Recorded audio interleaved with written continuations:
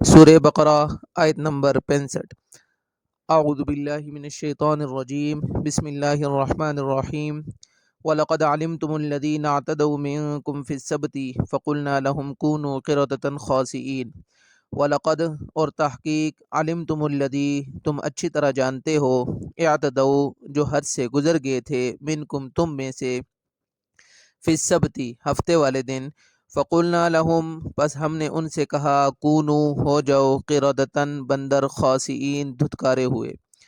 اور تحقیق تم ان لوگوں کو اچھی طرح جانتے ہو جو ہفتے والے معاملے میں حد سے گزر گئے تھے، پس ہم نے ان لوگوں سے کہا کہ دھتکارے ہوئے بندر بن جاؤ۔ فجعلناہا پس ہم نے اس واقعے کو بنایا، نکالن عبرت، لما بین یدیہا اس زمانے کے لوگوں کے لیے، وما خلفہا اور بعد میں آنے والے لوگوں کے لیے، وموعظۃ للمتقین اور نصیحت ڈرنے والوں کے لیے۔ پس ہم نے اس واقعے کو اس زمانے کے لوگوں کے لیے اور بعد میں آنے والے لوگوں کے لیے عبرت کا ذریعہ بنایا، اور متقین ڈرنے والوں کے لیے نصیحت حاصل کرنے کا ذریعہ بنایا۔ اس آیت کا تعلق حضرت داؤد علیہ السلام کے دور میں جو یہودی تھے اور سمندر کے کنارے غالباً رہا کرتے تھے، ان کا تذکرہ ہے۔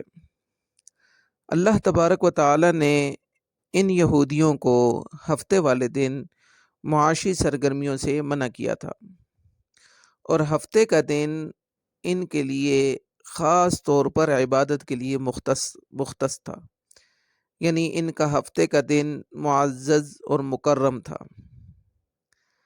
اللہ تبارک و تعالی نے ان کو ہفتے والے دن مچھلی کے شکار سے منع فرمایا تھا، کیونکہ ان کا جو روزگار تھا وہ مچھلیاں پکڑنا تھا، تو لہٰذا معاشی سرگرمیاں بند تھیں، تو جس کی وجہ سے اللہ تبارک و تعالی نے ہفتے والے دن ان پر مکمل پابندی عائد کر رکھی تھی۔ شروع کے دنوں میں ان یہودیوں نے ہیلے بہانوں سے مچھلیاں پکڑنا شروع کی، یعنی کھلا کھلم اللہ تبارک و تعالی کے حکم کی خلاف ورزی نہیں کرتے تھے، بلکہ ہیلے بہانے استعمال کرتے۔ مفسرین نے لکھا ہے، یا تو اس کی صورت یہ ہوتی کہ ہفتے والے دن مچھلی کو پکڑ کر اس کی دم کے ساتھ ڈور باندھ دی جاتی اور اسے دوبارہ پانی میں چھوڑ دیا جاتا، اور ڈوری کا دوسرا سرا جو ہے وہ کسی درخت سے باندھ دیا جاتا۔ اب ہوتا یہ کہ وہ مچھلی پانی میں ہی گھومتی رہتی، لیکن اگلے دن یہ جا کر کے ڈور کھینچتے اور اس مچھلی کو پکڑ لیتے۔ ایک ان کا ہیلا تو یہ تھا، اور دوسرا کچھ مفسرین نے اس بات پہ بھی، اس واقعے کی طرف بھی اشارہ کیا ہے کہ انہوں نے سمندر کے ساتھ کچھ حوض بنا رکھے تھے، جس کا دروازہ یہ ہفتے والے دن کھول دیتے اور اس میں مچھلیاں آ جاتی اور حوض مچھلیوں سے بھر جاتا، تو یہ حوض کا دروازہ بند کر دیتے۔ اور ہیلا ان کا یہ ہوتا کہ ہم نے مچھلی تو نہیں پکڑی، مچھلی تو پانی کے اندر ہی ہے، تو لہٰذا اس قسم کے یہ ہیلا باندھے کر کے اللہ تبارک و تعالیٰ کے حکم کی خلاف ورزی کیا کرتے تھے۔ تو اللہ تبارک و تعالیٰ نے ان کے اوپر جو عذاب نازل کیا وہ مسخ صورت کا ہے، یعنی ان کی صورتیں مسخ کر دی تھی۔ حضرت قتادہ رضی اللہ تعالیٰ عنہ فرماتے ہیں کہ ان کی جو جوان تھے ان کو اللہ تبارک و تعالیٰ نے بندر بنا دیا تھا، اور جو ان کے بوڑھے تھے اللہ تبارک و تعالیٰ نے انہیں خنزیر بنا دیا تھا۔ تو مسخ صورت کا یہ عذاب اللہ تبارک و تعالیٰ نے حضرت داؤد علیہ السلام کے زمانے میں ان یہودیوں پر نازل کیا تھا۔ لیکن اس سے یہ لازم نہیں آتا کہ آج کے دور میں جتنے بندر اور خنزیر ہیں آیا یہ انہی یہودیوں کے اولاد ہیں؟ نہیں، بلکہ کچھ روایات میں یہ بات منقول ہے کہ اللہ تبارک و تعالی جب کسی قوم پر مسخ صورت کا عذاب نازل فرماتے ہیں تو وہ قوم کچھ دنوں بعد ساری کی ساری ہلاک ہو جایا کرتی ہے۔ اور تفسیر میں یہ اشارہ بھی ملتا ہے کہ اللہ تبارک و تعالی نے ان یہودیوں کو 3 دن بعد مکمل ہلاک کر دیا تھا۔ فجعلناها نکالا لما بین یدیہا وما خلفہا وموعظۃ للمتقین۔ اس آیت کے ٹکڑے میں 2 لوگوں کا تذکرہ فرمایا۔ ایک ان لوگوں کا کہ جو اس زمانے میں موجود تھے یا بعد میں آنے والے تھے، ان کے لیے اللہ تبارک و تعالی نے یہ واقعہ عبرت کا سامان بنا دیا۔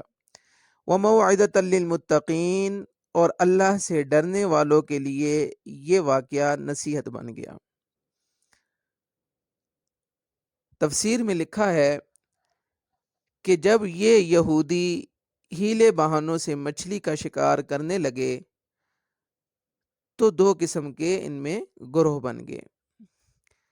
ایک تو وہ تھے کہ جو ہیلے بہانے سے مچھلی کا شکار کرتے اور بعد میں کھلم کھلا اللہ تبارک و تعالیٰ کے حکم کی نافرمانی پر اتر آئے، اور دوسرا گروہ ان لوگوں کا تھا کہ جو اللہ تبارک و تعالیٰ کے حکم کے پابند تھے، یعنی متقین، اللہ تبارک و تعالیٰ سے ڈرنے والے تھے۔